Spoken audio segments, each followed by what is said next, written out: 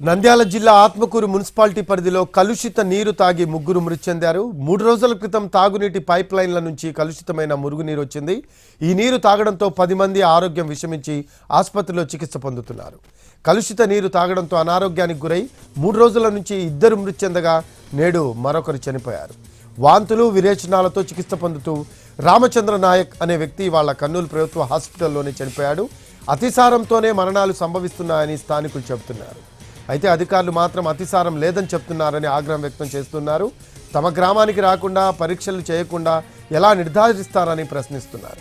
ఇవాళ కూడా మరో 6 బాధితులు కర్నూలు ప్రైవేట్ హాస్పిటల్లో చేరినట్లు చెబుతూ ఉన్నారు స్థానికులు.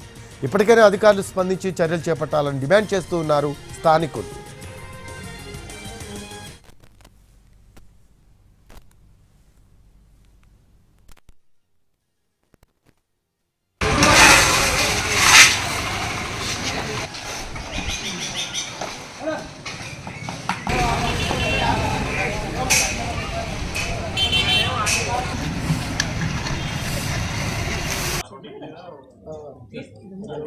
ట్యాంక్